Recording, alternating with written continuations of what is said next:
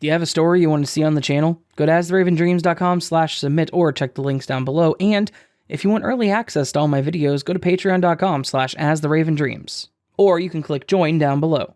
Enjoy.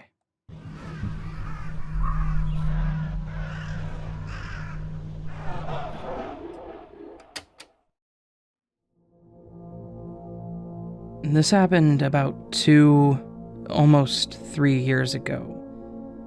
My cousin and their whole family have been staying with my family for a few months now, and I'm really close with my cousins, so I was excited to be living with them for a while, so they redesigned our garage as kind of like a hangout, where we would watch movies, play games, etc. And as we were still teenagers during summer vacation, we would stay up very late, normally going to bed at 3 to 5 in the morning. And at this time, we were very into paranormal sightings and ghost hunting, and we would watch a bunch of that kind of stuff on YouTube and debate whether those types of videos were real. So, one night at around 2 to 3 a.m., my 2 cousins and I, and their younger brother who was about 6 at the time, were playing Super Smash Bros. Ultimate.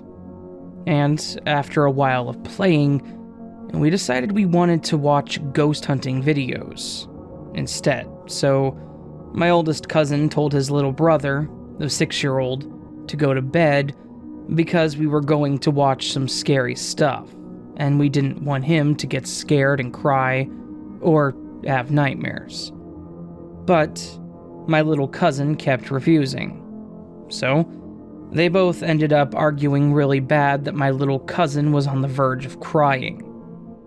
Me and my other cousin, we're about the same age, were talking about something else on the side while he dealt with the younger one, but in the middle of our conversation, my little cousin got so mad that he just started yelling and screaming at my oldest cousin, and I turned to look over at them. When I looked over in their direction, I swear I saw a shadow-like figure peeking from behind the door, which was wide open. I was surprised and had to do a double take to make sure I wasn't just seeing things. But when I looked again at the door, I didn't see anything, so I thought it was just my eyes getting used to the dark or something, since the lights were off and the only light source was the TV. My younger cousin kind of calmed down eventually, and my older cousin looked at me and my cousin and said, "I think I saw a head." And in my head, I was like, "No way, you saw the same thing I did." I told him that I think I saw the same thing, and he asked me where I saw it. I pointed at the top of the door frame and he gasped and said, "That's where I saw it too." We were both kind of freaked out because it's one thing if only one person saw something like that, but 2 people? So my other cousin asked us to describe what we both saw, since he didn't see it. And as we both literally described the exact same thing, except for the fact that he actually saw the figure move back into the dark, the door slammed shut really hard and it shook the room. We were literally speechless. Even my 6-year-old cousin was too scared to scream or cry, and we just stared at the door for a solid 30 seconds, because we thought that my dad, their dad, or our uncle, who lived with us too, came to play a joke on us or something. My little cousin then started crying, and my older cousin yelled out, "You guys are messed up. You made him cry." And we expected one of our family members to walk in and apologize, but no one opened the door, and we were too scared to get up and go check. About 20 minutes later, our uncle came in the room and started saying that he got into a debate with my parents, and he came to tell us about it, but we asked him if any of them came and closed our garage door, and he said they hadn't left the room they were in for the past hour because they were too into their conversation. We also asked where my cousin's parents were, and my uncle said they were sleeping, and that they had been for a long time. So, who slammed the door? And I still wonder if me and my cousin really saw that figure or not. I wish I could go back and relive that moment, but at the same time, not really, because we were really scared to be in our garage for a while after that. I also forgot to add that the house where this happened is our grandparents' house, and they've owned that house for years, and every family member that's lived here, even for a little while, has had a paranormal or creepy experience in this house.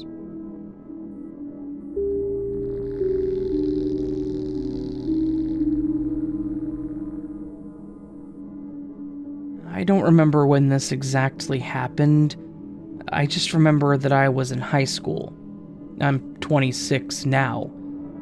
So, years ago, my best friend had just recently got back into contact with his biological dad. He didn't have a good relationship with him as he left my friend and his mom early on and became a drug addict. But that's not important. What is that my friend started to have a relationship with him again, and my friend invited me and a couple of other friends to go hang out and spend the night at his dad's. There were 4 of us in total, including me. My friend's dad was a bit weird as we decided to walk to a corner store, and he asked us to basically steal a couple traffic cones the city had for a construction site nearby on our way back. So I didn't really like him, and I didn't take a lot of what he said seriously. He didn't seem like a great person still. So when he told us later that day that the second floor of his barn/work shed was haunted, I just scoffed. I figured he was just trying to scare his son and his friends. We straight up told him BS. So he took us to his computer and showed us some pictures he's taken up there. And he told us about this weird mist that only appears in photos. If you just shine a light through, you won't see it. Sure enough, in the photos, there's a weird mist.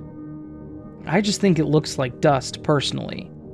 Until he reaches a specific photo when it pops up. The first thing I see is a skull with faded red eyes.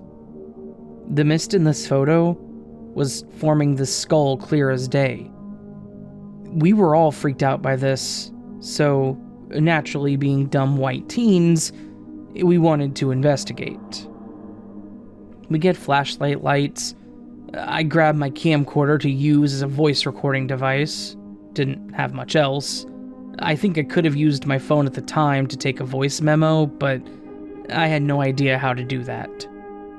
Before we headed up into the barn, my friend's dad warns us not to move anything up there because the spirit doesn't like it when stuff gets moved. So we grab ourselves and head up the stairs. And while we're up there, it's basically pitch black since there are no windows, but it was later in the day, so even if there were, it would still be pretty dark. We also all get this extremely uneasy feeling as soon as we reach the top of the stairs. First thing we test is the mist. We shine the flashlight and just see random crap and tools up there. It looks like a hoarder's house, but no mist or dust or anything of that sort. So I pull out my phone and snap a couple pictures with the flash on. And sure enough, when we look at the pictures, there's a misty fog that can be seen in the pictures, but not with just the flashlight. Nothing was forming in it, it was just random shapes, but it still creeped us out. Next thing we did was hit the record button on my camcorder, and started asking random questions. You know, like the ghost hunters on TV did all the time. I don't remember exactly what I asked, but I'm pretty sure they were the typical, who are you and how did you die? As I'm asking questions, one of our friends accidentally kicked a dumbbell, and we just went super silent as we heard it roll for a few seconds. As we sat in the dark with no one saying a word, My best friend pipes in really quick, saying that maybe we should leave. We all agree and start hurriedly going down the stairs. Our two friends are in front of me, I'm going second to last, and my best friend is behind me. As we're going down, my friend behind me starts shouting, "Go, go, go, go, go, go, go, hurry!" and starts shoving us to go faster. When we get to the bottom, he tells us that he felt something big and menacing behind him and was terrified to look back. While we were down there, we also went through my camcorder to see if I picked anything up. After one of my questions, you can hear someone clearly say, "Get out," in a calm, deep voice. I've never been to that house again. I really wish I could find that camcorder because I guarantee that recording is still on it.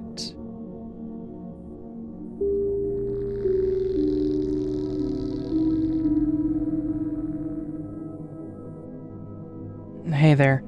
I'm new to the sub, but really hoping this is an appropriate place to post about a bizarre, possibly paranormal experience that I had while working the other night. I'm an RN in a surgical ICU. I work midnights in a large hospital in a major city. The other night, I was working and the phone rang at the nurse's station. It was around 12:30 a.m. and the caller ID said unavailable, which I've never seen before. I answered the phone and all I heard for a few seconds was a faint, staticky noise, and then a voice in a loud whisper quickly said, "Hello? I'm looking for my mother." I was a little surprised and didn't know how to respond for a few minutes, and the voice repeated itself after I didn't respond, this time sounding a little more distressed. I finally said, "Who is your mother? And do you know what room she's supposed to be in?" The voice responded with a name and said, "I think she's supposed to be in room 37, or something like that." At this point, I was getting really creeped out because they were still whispering, and I couldn't even tell if it was a man or a woman. And they were beginning to sound more panicked as the call went on. It almost sounded like they were hiding from someone and trying not to be heard talking on the phone. And there was also still that faint static noise in the background. I responded with, "Are you okay? I'm having trouble hearing you clearly. Why are you whispering?" And the voice responded with, "I need your help. I'm looking for my mother. Are you able to hear me? I'm looking..." And then the line cut off, and I just heard a dial tone. I had chills up and down my spine, and my coworker who was sitting next to me during this was just staring at me with her eyes wide open, and said that I looked terrified. So, anyway, I looked through our unit list and there was no person listed with the name the caller gave me. I searched the entire hospital census, and there was no patient admitted under that name. So I went and found the charge nurse and asked her if she remembered any patients recently admitted with that name, and told her the story. She didn't, and we looked through the last few weeks of records for patients who had passed away in our unit, but nothing matched. She said she thinks that someone was just messing with me, but I haven't been able to stop thinking about it for the last couple of days. Logically, I know this was most likely a prank call or something, but that seems so weird. Why? Why would somebody call an ICU at 12:30 a.m. just to mess with a nurse?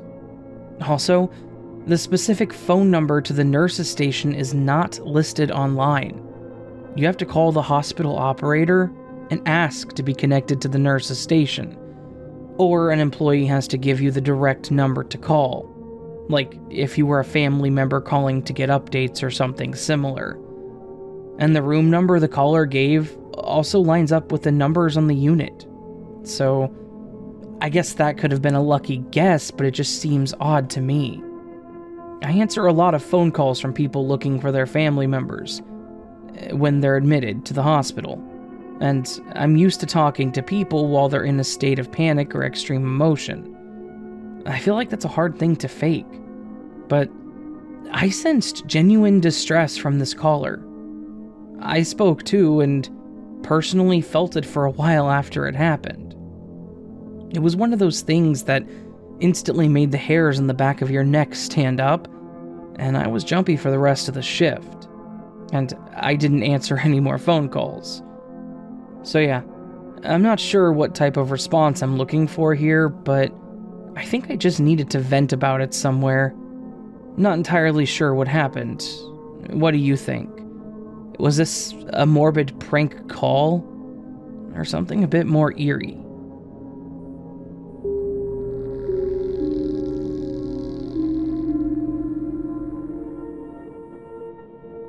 A few years back, me and my girlfriend used to live in Knaresborough, England. A little semi-detached house near the canal. Beautiful, charming little town.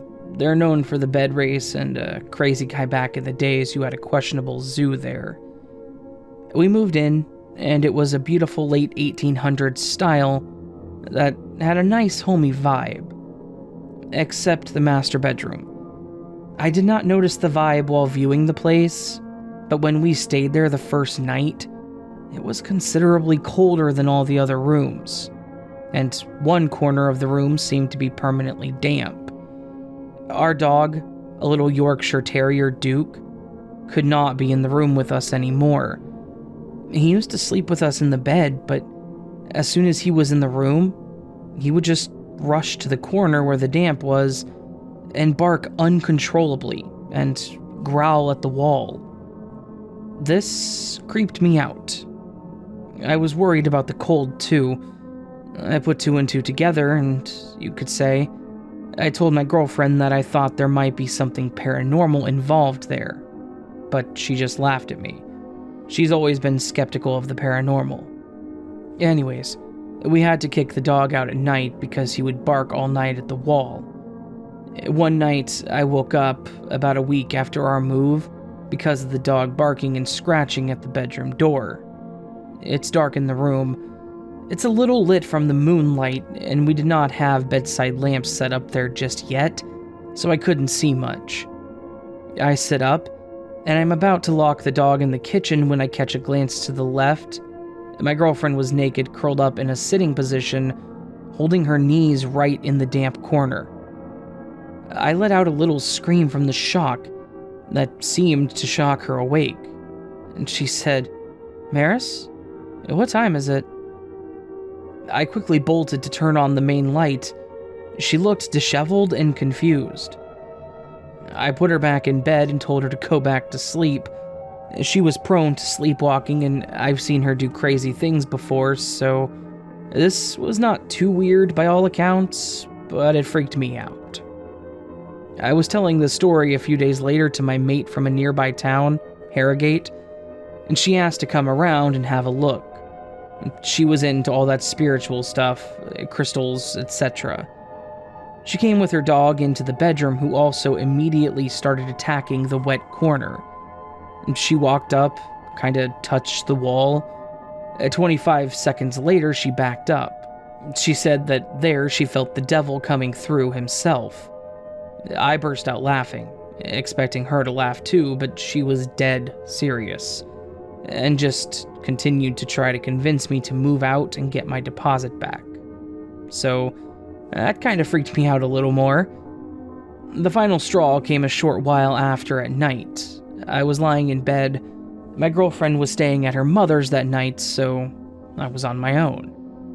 I've always been fascinated with the paranormal, so I brought in a red candle to the room, and I lit it, and I put on the creepiest song I know.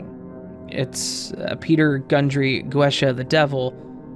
I placed the candle in the wet corner and closed my eyes on the bed, semi-meditating, just concentrating on any feelings or noises or temperature changes. After about 15 minutes through my closed eyes, I could see the candlelight start to flicker. The room got significantly colder, and a sense of dread started to overcome me. while a smell started to overcome the room of something that I could describe as wet dog mixed with beeswax, maybe? It was weird. At this point, the track Guesha was playing. I was in such a weird trance state that I was scared to open my eyes. I felt a cold touch on my forehead and my upper left arm, but it didn't scare me for some reason at that point. Next thing I remember is being woken up by my girlfriend in the morning. I was naked, lying in that wet corner. We moved out the following week.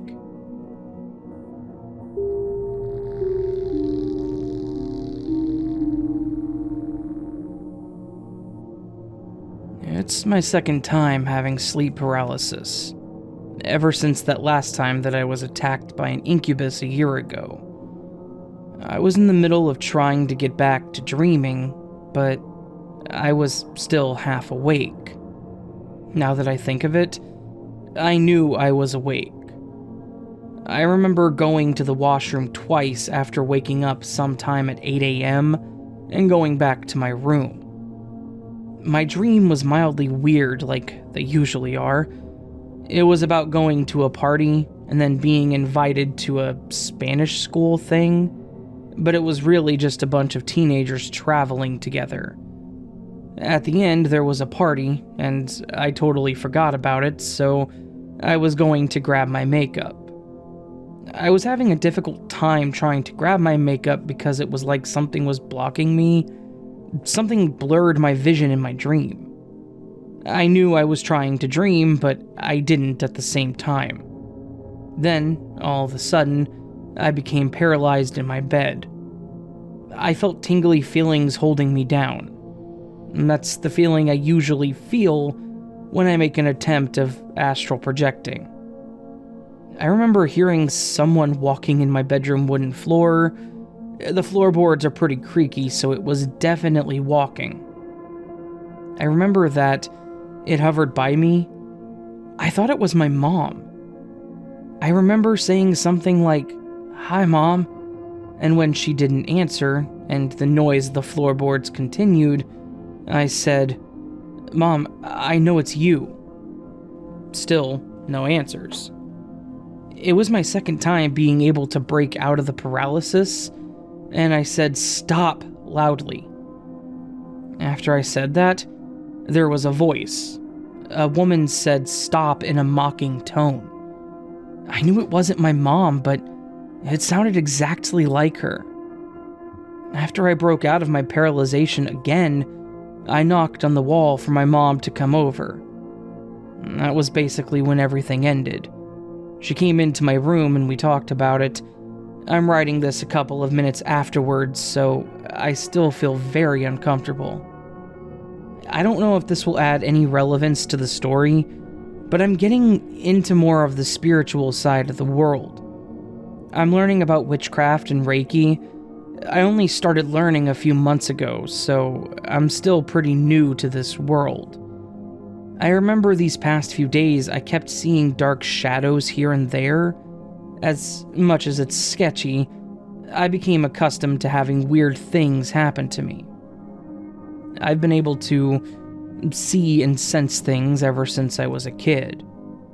It's only starting to become stronger because I'm now becoming older and I'm getting into all this spiritual stuff.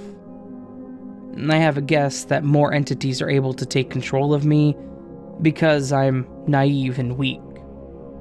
I'm also at that time when everything's confusing in my life, so it makes sense that even spiritually I'm having trouble. I had my fair share of talking with spirits, and then giving me bad dreams about human sacrifices, but I've never gotten a response quite like this. It was so clear. I could feel the presence of this entity right there in my room. It was nothing like the incubus attack. That entity dived right into it, while this entity just taunted me. Since I'm free today, I'll probably burn some sage, but if you have any suggestions of what I could do, or answers for me about what that may have been, thank you.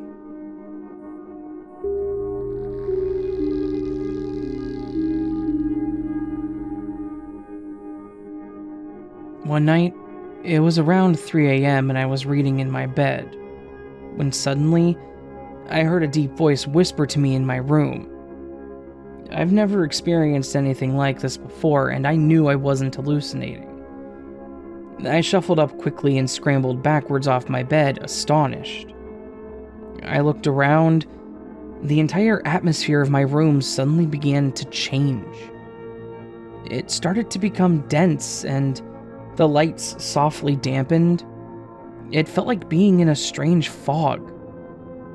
Suddenly, out of nowhere, a boy appeared before me, and he was a dark black figure in the midst. His body was transparent and three-dimensional. He had very dark clothes with very dark features, and he looked to be about 7 years old. His face was so dark that you couldn't make it out. He slowly started walking towards me from across the room. I stared, dead, frozen. He continued to walk towards me until he actually walked past me and reached for my door. I took a few steps back. He then placed his hand through the wood of the door and rotated his hand from left to right. As he did this, he slowly took his other hand and raised it up above his head and materialized a three-dimensional black transparent orb. He then slowly placed it on the floor. Then he stood up and turned to me and put his finger up to what I assume was his lips and shushed me. He turned back towards the door and then placed his ear to it as if he was listening for something. Then, the orb started to float in the midst from the fog towards me, and I knew that I had to get the hell out of there. But it was blocking the door, so I went into the bathroom and locked it. I waited for a while and then opened the bathroom door again, but slowly, to see if everything was gone. The boy was. The orb had disappeared, but now there was something else hanging from the ceiling light above my bed. A figure a lot older and heavier. I walked over to it and instantly recognized that it was me. But I was dark and transparent, with no face like the boy was. I was rotating left and right with the rope around my neck. I looked lifeless and I had mass. I then stumbled backward a few steps, confused, and mumbled something like, "What the hell?" I ran past myself into the living room and grabbed my keys when I felt everything stop. The atmosphere lightened up, and everything disappeared. I checked with the flashlight, but there was no sign of anything. I remember just grabbing a bottle of whiskey on the way out, getting the hell out of there, and spending the next week at a relative's house. Thankfully, I never saw anything like that again.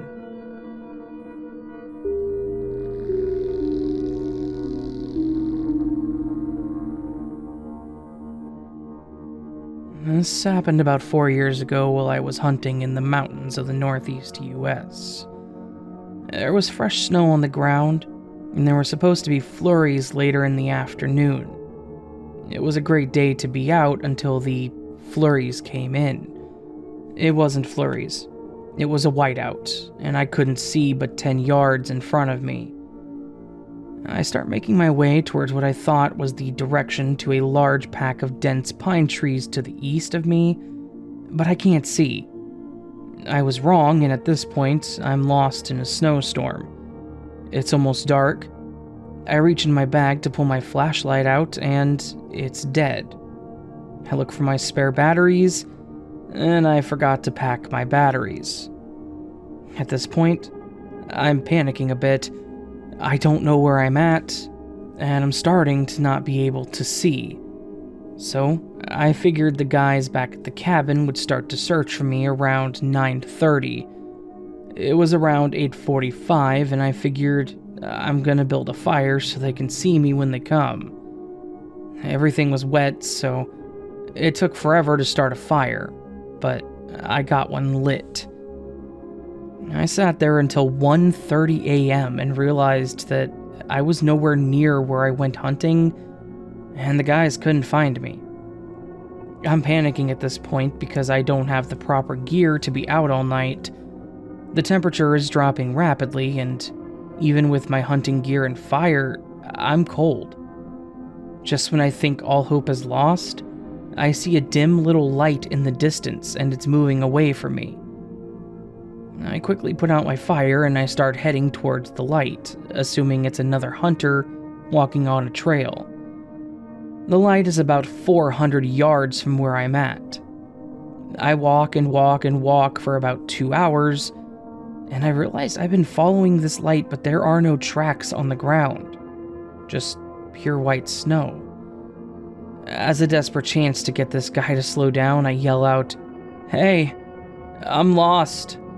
Could you slow down?" No answer. I continued to follow this light until it stopped about 150 yards in front of me. I kept walking, and the closer I got, the brighter the light got. I was about 30 yards away, and I said, "Hey man, that light is damn bright. Could you turn it off?" Then the light went out, and no one was standing there, and the road and my vehicle were right there. So, was this a guardian angel? Or someone that had gotten lost and didn't get so lucky?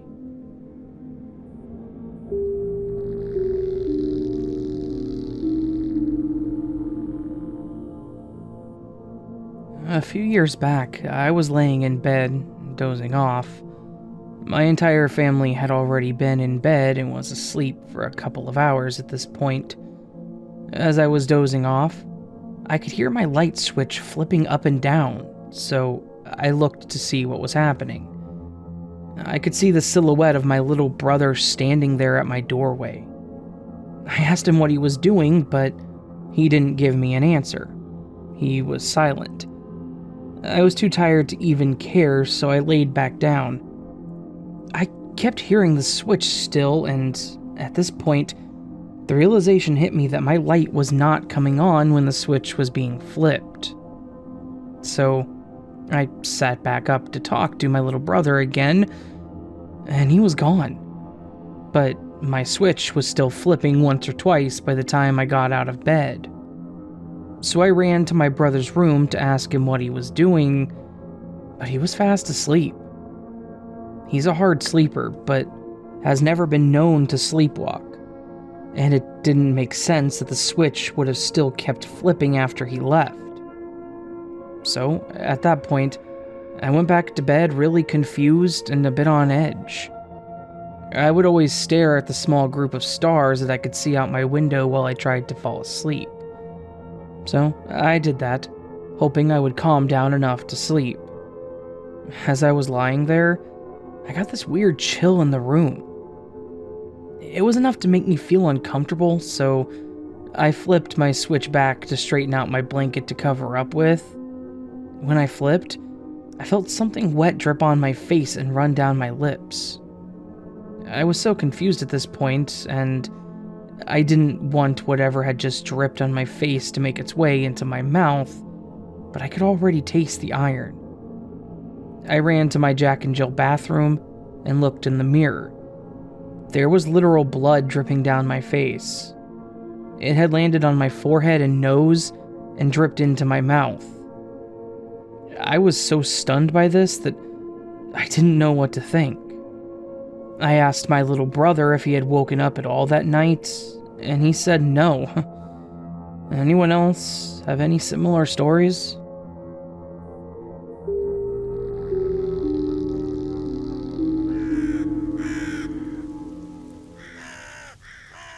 So this was a collection of true scary stories. Some good ones and a bit of a grab bag approach, which I love doing. I really do love doing them. So if you enjoyed this video, please do consider hitting that thumbs up button. Let me know you liked it. If you're new to the channel and would like more content like this or content that is so different, it's like comparing antihistamines to AA batteries, please consider subscribing to the channel. And also hitting that bell icon for notifications. You can also get early access to all of my content by hitting join down below or going to patreon.com/AsTheRavenDreams, both of which, at the minimum, $1 a month. $1 a month. $1 a month. It's like 3 cents a day. It's actually slightly less, but that's not the point. Point is, I really do appreciate all my patrons, all my members, as you can see by the video in the early parts of the videos, a little clip there, and just how much I post and tell them how much I appreciate them in the end. So thank you to everyone who watches my videos. Thank you to anyone who doesn't watch my videos. Thank you to anyone who looks at my thumbnails and think, huh, that's interesting, I'll throw this on my watch later, and then never, ever, ever, ever comes back to it. I do appreciate it. Hopefully that's not something that happens. I'm certain that it is, though. Anyways, y'all have a beautiful day. I'll see you in the next video, but until then, sleep well.